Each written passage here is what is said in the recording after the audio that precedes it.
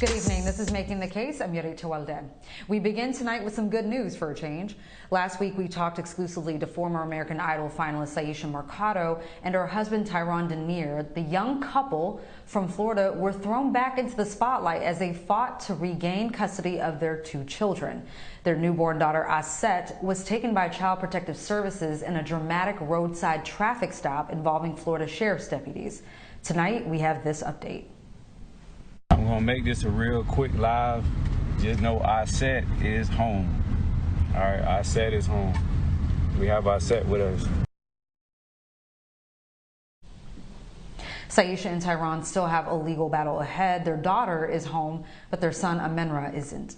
We're happy to have Syesha and Tyron back with us tonight from Sarasota. Also back with us, the couple's attorneys, Derrick McBurrows and Baptiste. Thank you all for spending your evening with us again.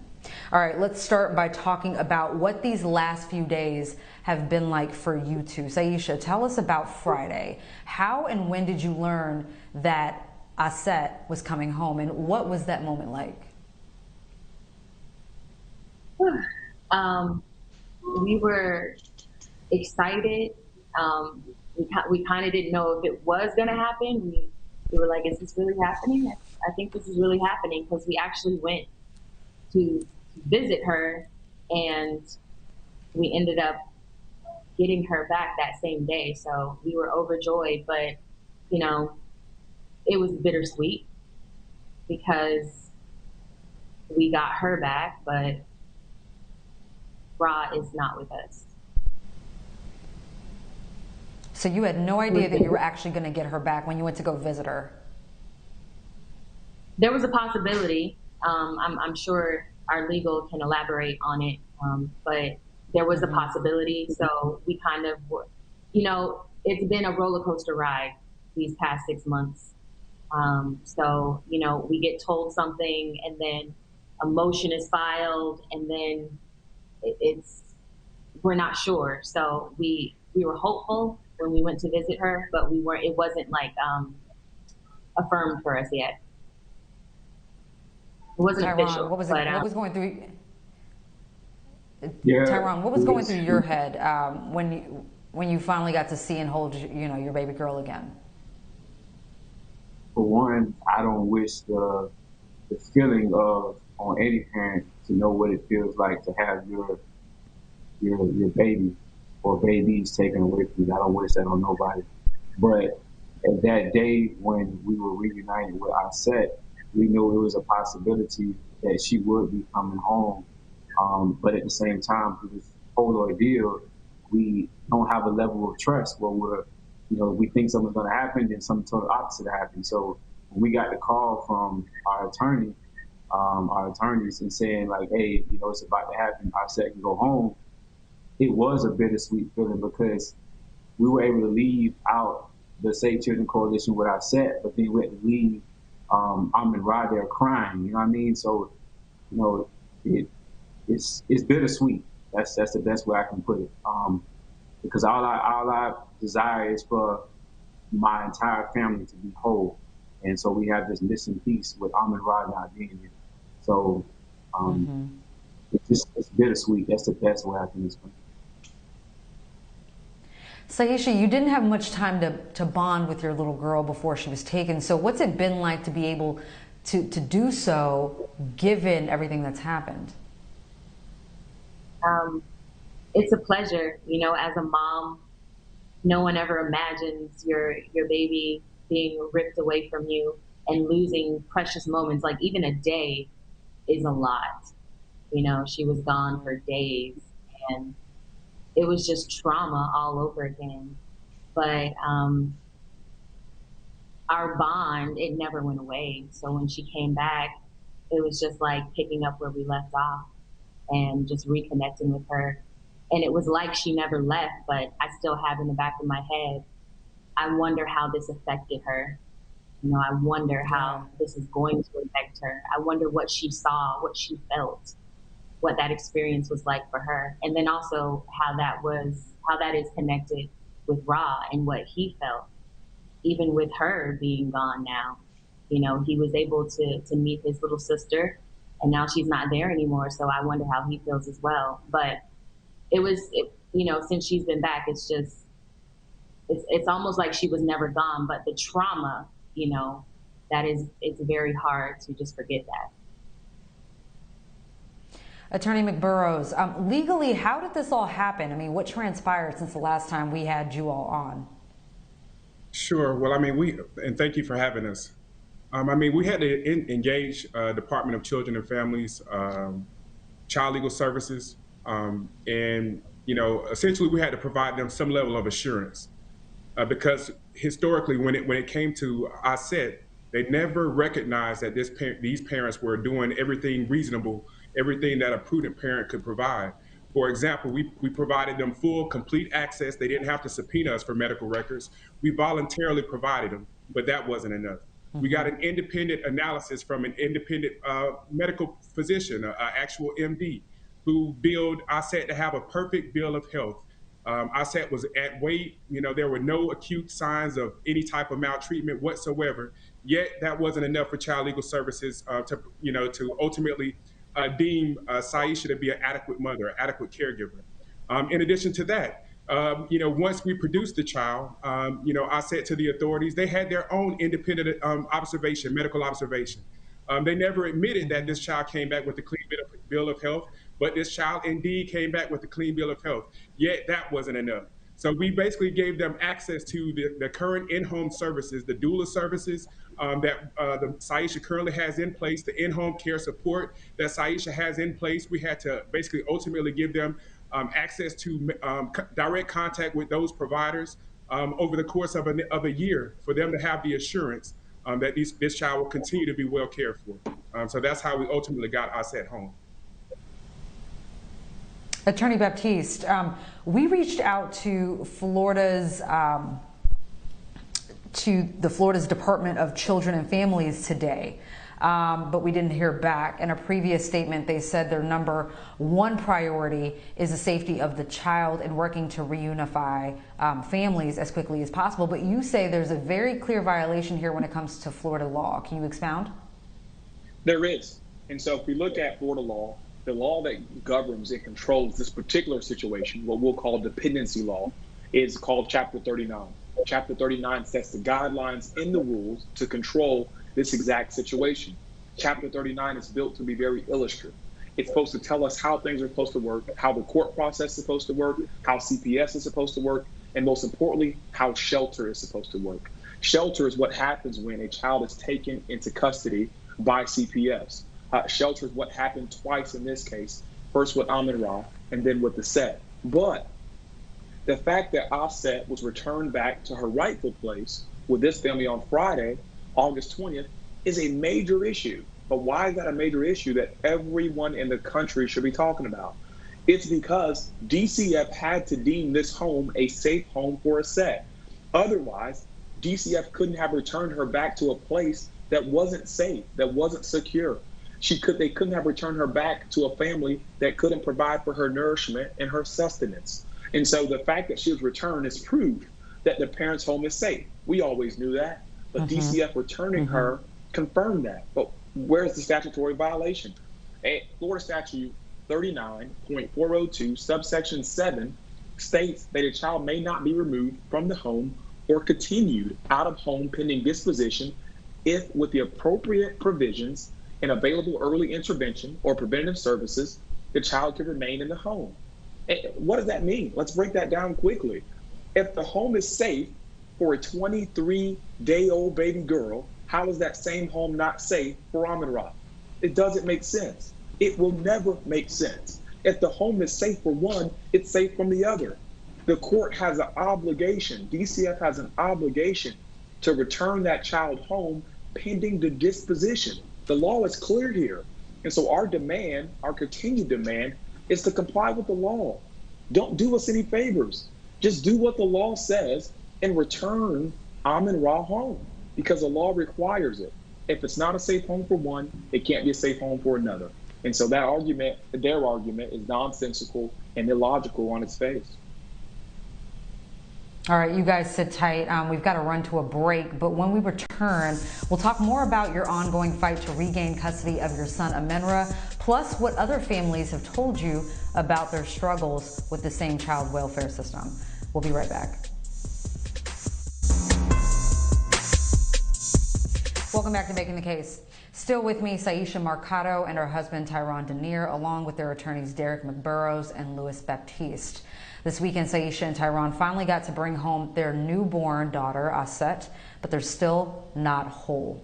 Their son, Amin-Ra, was taken away earlier this year. Syesha and Tyron took him to Johns Hopkins All Children's Hospital in St. Petersburg, Florida, back in February. He was struggling to transition from breast milk to solid foods, but instead of releasing the 13-month-old to his parents after treatment, Amin-Ra was taken into CPS custody. The hospital alleged he was suffering from severe malnutrition and failure to thrive.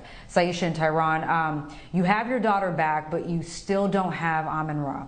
Syesha, what can you tell us about his whereabouts and how he's doing?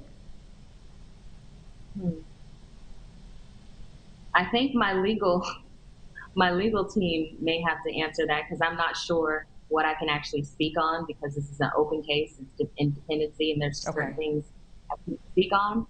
But if my attorneys want to chime in, they're more than welcome. Well, but let me ask you then. Any of the attorneys want to chime in on his whereabouts and how he's doing? Yeah, and so we can say that he's doing well. At our last status update, we received an update from the guardian ad litem, which is a system put in place to understand the well-being of a child, and every state has them. About placement, we can't really comment on placement, except as to say that Amin-Ra isn't where the family wants him. They want him home, not where he's at, and that we're fighting every day to get him back home.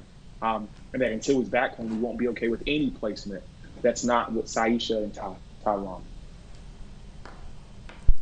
Attorney McBurrows, I didn't practice family law, I didn't practice CPS cases or any of that, but I was a CASA volunteer. I'm not sure if y'all are familiar with CASA, but it was a court-appointed special advocate, and what we did was we were volunteers. It was separate apart from CPS, but what we would do is gather information and then make recommendations to the judge to help him or her decide on what's best for each child. Do y'all have something similar in Florida? Well, that's kind of what the guardian ad litem essentially is. The guardian ad litem is intended by statute to be a representative for the child that's ultimately going to make recommendations to the court. In this case, I believe the guardian ad litem has failed to do her job, Rhonda Edwards, to be specific. She's been biased totally against this family. The family the intent of the legislator is to have a team building approach, a non-adversarial approach to gathering information and doing this and conducting its investigations. Everything but non-adversarial has happened here. Every time these parents question, what type of medical procedures are going to be put in place, every time these parents question the medical diet or nutritional value that Dr. Sally Smith or some other practitioner recommends, they see it as the parents not cooperating. And they see it as the parents not cooperating because there's a lack of cultural diversity. They don't recognize their religious beliefs. They don't recognize their vegan lifestyle. They don't recognize, their ability to, ultimately determine what's in the best interest of their children. And they see that ultimately as, some type of obstinance to the system when they're only trying to be informed parents. So that's really the nutshell of it, Yodit. So a follow-up, if they could release their baby girl back home, they obviously think that means that the home is safe for a newborn to go back to. Could that whatever steps you guys took to get their daughter back home, could that not be done again in order to get their son? Because I can't understand why one would be safe and not for the other. I think it makes no sense. I think there is no way to understand it. There is just not understandable. It's not comprehensible because it's a lie. I mean, it's a theory postulated by people who want to keep Amin-Ra, who want to keep control of his family, and so that system realizes that if they return Amin-Ra home, that then this family is back whole, and and as Ty said, that's what they want to stop. They want to stop this family from being whole.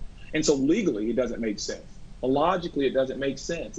It's how can a 23, and it matters that we break this down, because if we look at the original charge here, it was failure to thrive and also medical neglect.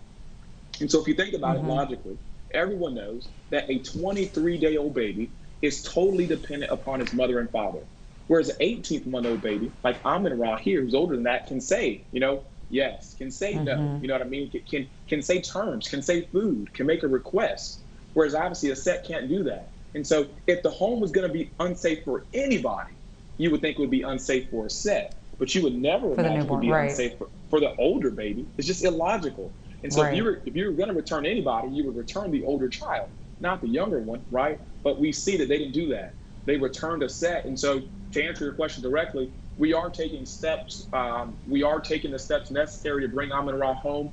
Unfortunately, his case is a little bit more seasoned. His case has been around a little bit more. And so we were able to stop the ISET train from leaving the station and get her back home, essentially. And so because of the age of Amin-Ra's case, we can't necessarily stop that train from leaving the station.